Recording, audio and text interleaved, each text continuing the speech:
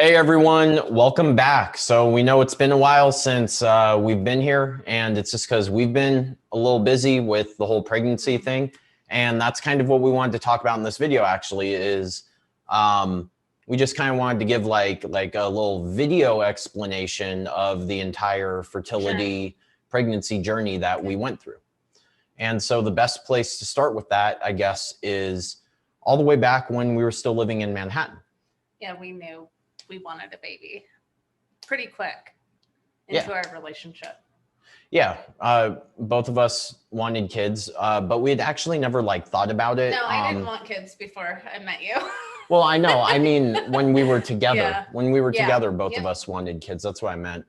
But we never really thought about it. And we realized at when I don't know when did we realize that we needed to go see a fertility person? Because we had not been using birth control the entire time we were together. Yeah. And there was no oops. Yeah, there was never like an accidental pregnancy or anything. So we knew something was wrong because that was like what, year 2 that we were together, year 1.5. Yeah. But what was the point at which we were like, well, let's try and have a kid? Because I don't remember that. Like there had to be something that made us go to the fertility people to begin with. No, I think that we just thought something was up because we had not gotten pregnant accidentally. And we were doing it preemptively. We knew that we wanted down to start the road, when we got married. So we wanted to see what was going on. Okay, that makes sense. That sounds like something we would do, right? Future planning. Yeah, so we went and saw a fertility specialist in Manhattan, and that was kind of where our journey started. Yeah. And that was literally right when COVID started. The month before. Yeah. We had all my labs done, your semen analysis. Yeah, everything. Yeah, we had all of that stuff done, and then COVID hit. And of course, the fertility clinics couldn't continue to operate because that one never made sense to me. It's like, okay, great, hospitals are overloaded, so people like reproductive endocrinologists can't continue to see patients to help with their fertility journey. Especially when fertility is time sensitive. Like very time sensitive. Yeah. And so that's why it doesn't make sense. Yeah. But we had to work on your sperm count anyways at that time because it came back low. Was that the time it was like 4 million? Yep. Yeah. And that was because you were on testosterone replacement. Yeah. So the background there is basically, I don't know what year I started. I've been excessively lean my entire life because I've had dysmorphia, and probably through like 2011, maybe I got down to between 5 and 6% body fat. And I just kind of stayed there for years and years and years. So then I want to say in 2016, I went and saw people that specialize in hormones, and they were like, wow, your testosterone's really low. You know, we should get you on replacement therapy. And in my head, I'm like, okay, well, I know this is probably just because I'm walking around excessively lean all the time, but hey, why not? That way I could stay lean and still have high levels of testosterone, right? I never actually had an issue with testosterone production. It was just I was too lean. So then I went on that for a while. Then I ended up coming off several months before that test. And I used some like 3 months before. 3 months, and I used some HCG injections to kickstart my own natural production back up. Test came back low, but then we got it retested again around like 6 months, and then we were here, when we were moved to Scottsdale, because around COVID we didn't know what our path would be at that time because we didn't know if his would rebound. Yeah. But we were just guessing that it was testosterone related, right? Yeah. But we used the opportunity of COVID to end our lease in Manhattan and move to Scottsdale. And then we picked things. We got in right away. Like we had an appointment before we even moved here with the fertility specialist here because we knew we wanted to start right away. Yeah. I'm old. No, she isn't. But anyway, we moved. So we moved to Scottsdale and we had an appointment set up. At around the 6-month mark, I had another semen analysis done 6 months post stopping the testosterone. And I had also used this time to gain weight and gain fat mass, and everything came back normal. Everything was really good. It was really high. So there were no issues on my end. Well, we knew that because I ended up pregnant before you went in for this. Yeah, before that semen test, she found out she was pregnant the day before our meeting with the reproductive endocrinologist in Scottsdale. And that happened naturally. And so one of the first things that came to both of our minds is the years of infertility we had was me, because as soon as I came off testosterone and gained some body fat, we followed it up by knowing my sperm counts shot through the roof, everything returned to functioning normally, and she got pregnant naturally. Yeah, I made myself infertile for my entire 20s. Yeah, so that's basically what happened is I made myself infertile by choosing to walk around at 5 to 6% body fat and then use testosterone replacement therapy to maintain normal physiological levels of testosterone at that time, which just further inhibited my own production. So yeah, that's kind of that backstory there. Anyway, that was the very first baby. A lot of you might remember it from about a year ago. We had pictures taken, we shared it, we were super happy. It was a little girl. Yeah. And then she miscarried at around 10 weeks. And so I didn't miscarry until almost 13 weeks. With the misrupitol. Oh yeah, okay. So I'm just using wrong terminology. We found the baby's heartbeat had stopped at 10 to 11 weeks, and then the miscarriage process occurred. And then I had to carry the baby. Yeah. Like that was very traumatic. Yeah, that was bad. And I knew it was dead. Yeah. But so we took some time to kind of just embrace that experience. Took some time for ourselves, went to Sedona. We wanted to try right away. Yeah. Because that was pretty traumatic. Yeah. We had heard her heartbeat multiple times because we were working with a reproductive endocrinologist. And so they watched me very closely because I was over 35. Yep.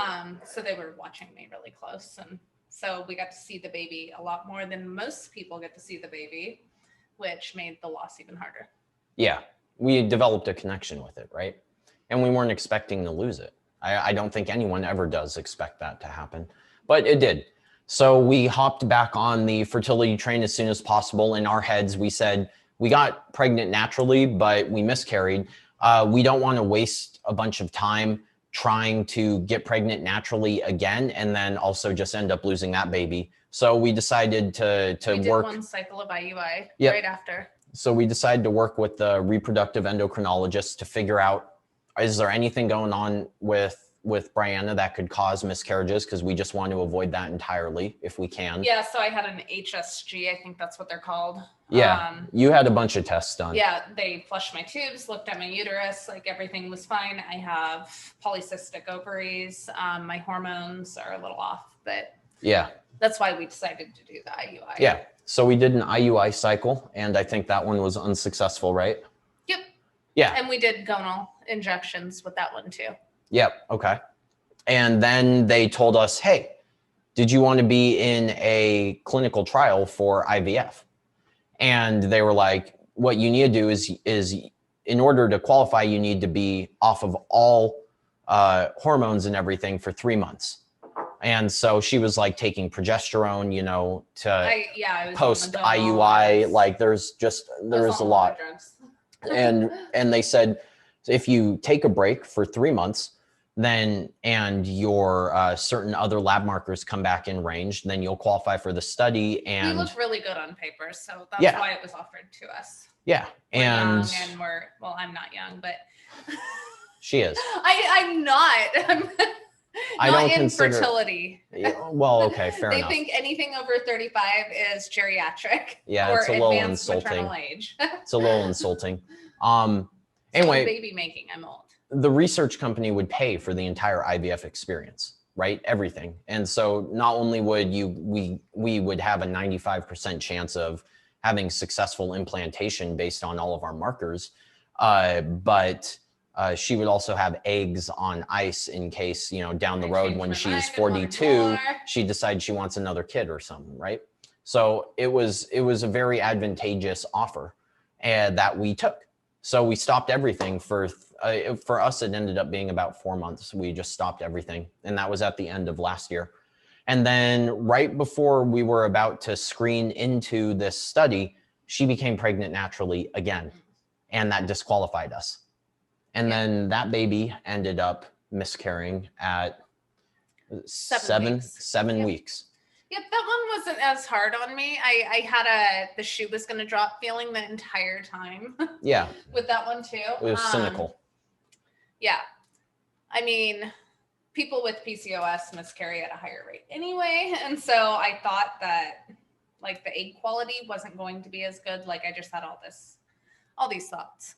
Yeah. And so that brings us to where she's at right now, which is we started immediately. As soon as possible, we did another cycle of as soon as I like lost that baby, and my next cycle, like we started trying. Yeah, we did another cycle of IUI.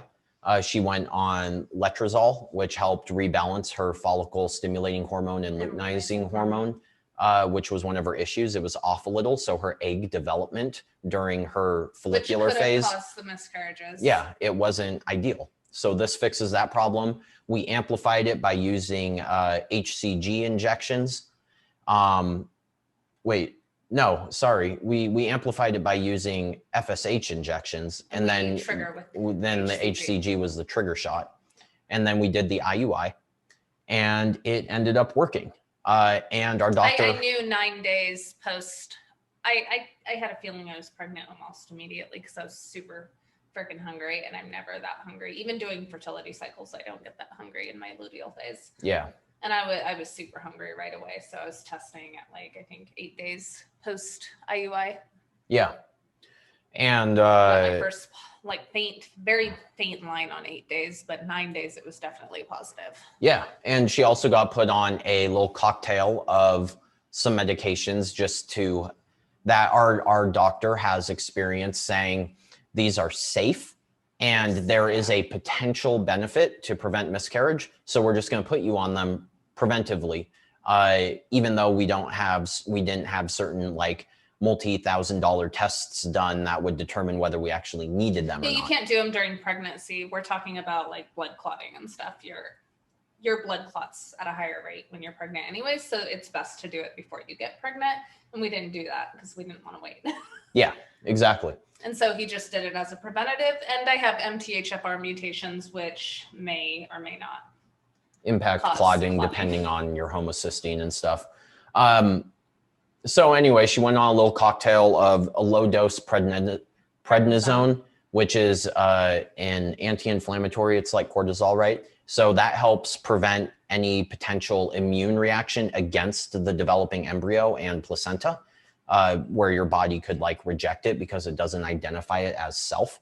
This just helps tone that down. I don't think that was my issue. Yeah, so that it doesn't happen. But I was okay. Like that was the one that I was very hesitant to take, even though it was low dose, because of my cancer and my immune system. Like I get very nervous about suppressing my immune system.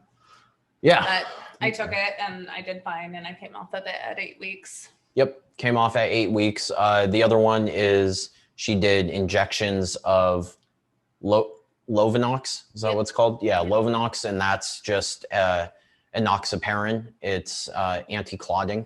That's been shown to be safe in pregnancy. It's been studied only in people with certain polymorphisms that affect these clotting factors. Which I don't have. Yeah, which she doesn't have. I've already done my genetics, so I know a lot of things that most people have to like run all these expensive tests. Yeah, but again, it was just mutations. He thought it could be a benefit. Yeah, it was preventive because while the placenta's developing, if you get a clot, it could just shut down everything and the embryo dies. And that happens usually around 10, 11 weeks, and that's when the first baby died. And so that's why we just went ahead and did that too. Yeah. And that's when the placenta takes over. And she stopped doing that at the around 12 weeks? Around 12 weeks. I was scared, so I went a few days later. Yeah, she went a few days over because she was scared, understandably. But at that point, the advantages disappear because the advantage of doing it is for...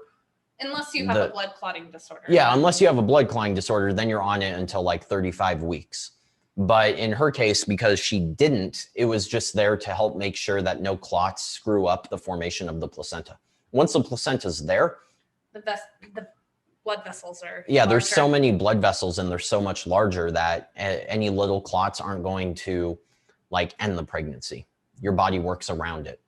And the reason people with clotting issues, not like you, but the ones who have the polymorphisms take it through pregnancy is not to protect the DVT. baby, it's to protect themselves.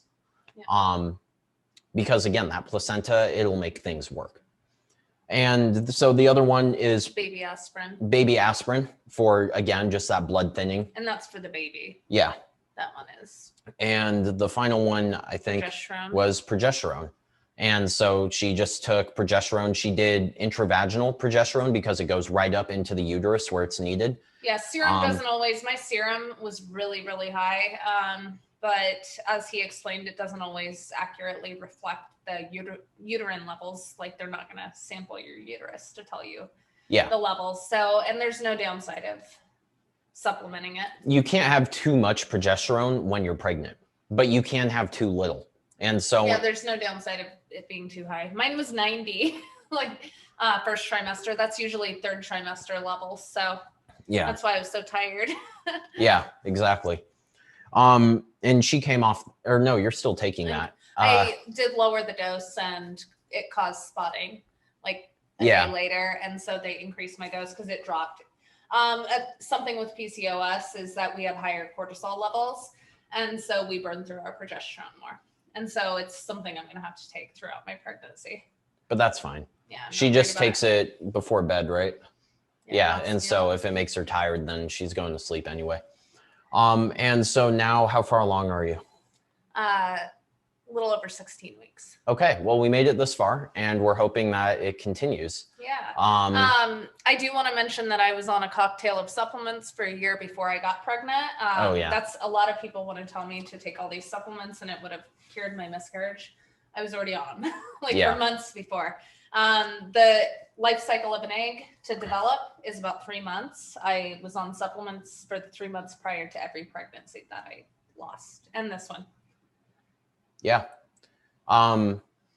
Anything else we want to mention? Oh, okay. So we're having a boy. Yes. And it's a boy. I guess you can see I'm pregnant.